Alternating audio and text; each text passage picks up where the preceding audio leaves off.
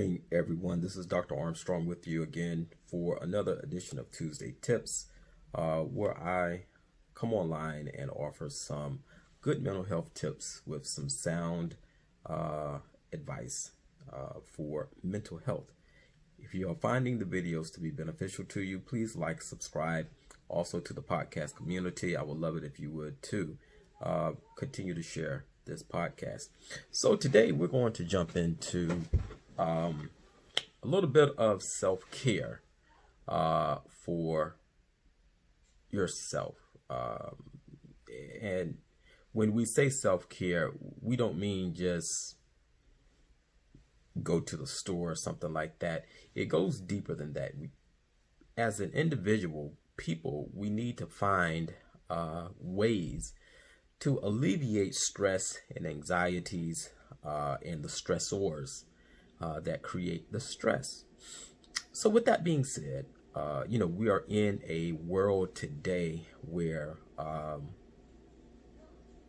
racial inequalities are agitated and it is being even promoted by the current administration with rhetoric that's being nationally televised. With all of that, it can be very, very, very stressful on a person's mental and emotional well-being.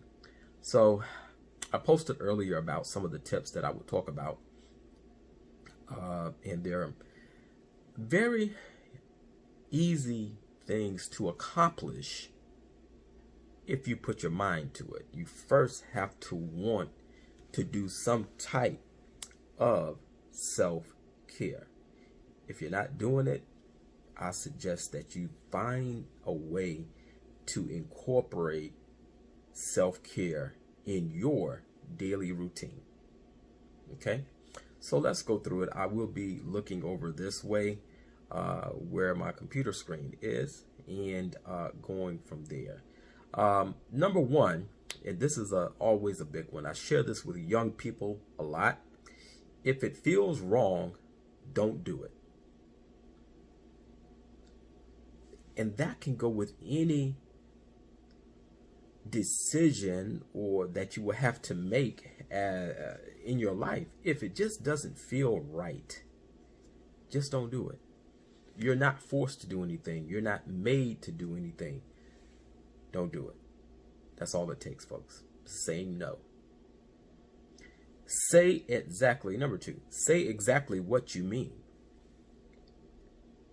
There's nothing wrong in expressing how you feel and the thoughts that are inside of you. We live in a society now where people are just saying anything instead of saying how they feel. And be careful. You don't want to offend people by saying what you feel, but you want them to understand where you're coming from. And there's nothing wrong with that at all. Nothing at all. Number three, don't be a people pleaser. Don't be a people pleaser. When you compromise your morals and your values, that's when you become a people pleaser. Don't do that. Number one, again, we can revert back to number one. If it doesn't feel right, just don't do it. It's just that simple. People will try to get you to go along with them in their ways of thinking so that they can have somebody on their bandwagon. Don't be a people pleaser. Furthermore, you can't please everyone. So you have to look at pleasing yourself. Okay? Number four, trust your instincts. Trust your instincts. In psychology, we have a wonderful phenomenon that is still being researched, but it is an actual phenomenon. It's called the mind-gut relationship. Oftentimes people used to use the phrase, I get butterflies in my stomach, or it just didn't sit right with me, or You know, my gut was telling me not to do it. Trust your instinct, your intuitions. Trust these things. They won't lead you wrong. I will never forget, true story, when my mother was driving and I was a young kid, I had a habit of standing up in the front seat. Back then, you know, the seats went all the way across. Didn't have the console in the middle. I had the habit of standing up so I could see. And then the seatbelt law came out. And we were going down Summit Avenue. I think we were going to see my grandparents or something like that. And the cop stopped her. He said, well, ma'am, we have a new law. Your son can't stand up in the front seat like that anymore, and you have to have a seatbelt on. And my mother said something told her to go another way to my grandparents' house. But she didn't do it. She got a ticket, $25, but it was a ticket. Trust your gut instinct. Never speak bad about yourself. Be your own fan, not in a conceited way, not in a selfish way, but learn to lift yourself up and stop thinking negatively about yourself. Understand this. People see you the way you see you. And then those thoughts become actions. And when they become actions, that's what you portray to people. Oh, yeah, he ain't going to accomplish that. He already talking bad about it. Things of that nature. You don't have to do that.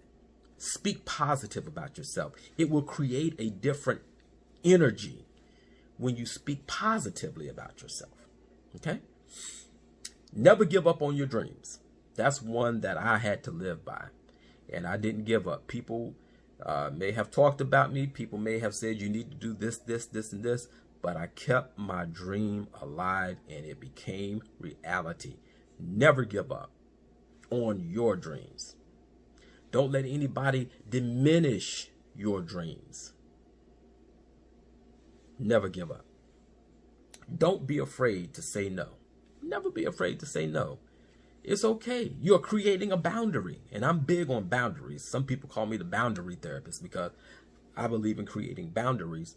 Not boundaries that are offensive to others, but boundaries that help protect your emotional well-being.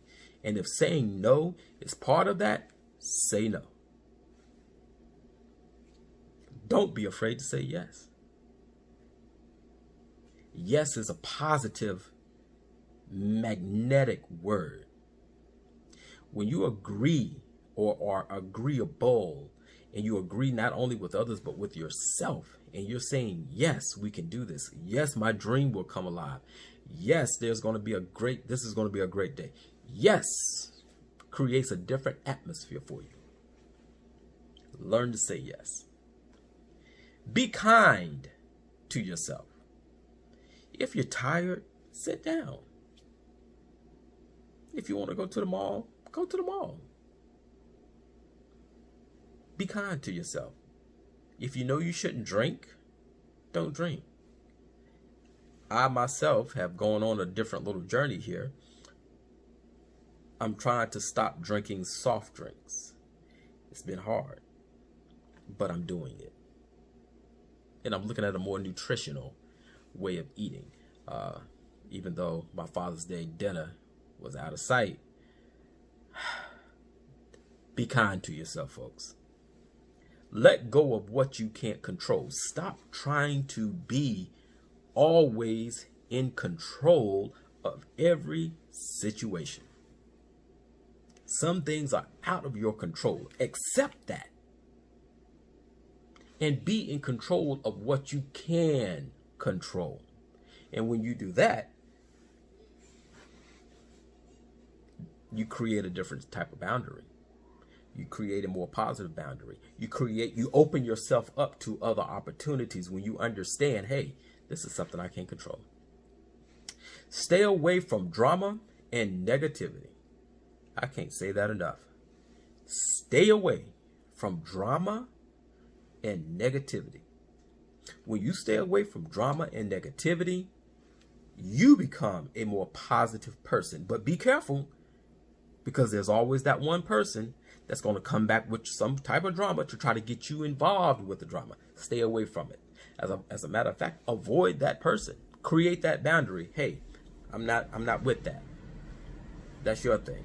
I'm not with it. And the last one is learn how to love. When you learn what love is really all about, you will see a whole different world. When you love yourself, you're loving others. When you love your body, you're loving yourself. When you're loving what you do, you're loving yourself. Learn how to love. Let go of all this anger and meanness and harshness, and just learn how to love. Love is the key that unlocks the door to many opportunities. So I hope these steps, there are 12 steps to self-care. I hope that they will be beneficial to you. If they are, learn to practice them. Put them in motion in your daily life so that you can become a better person, become who you want to be on your journey of healing. These 12 steps to self-care can help you. Thank you very much. Thank you for watching. Most of all, have a great day. Take care.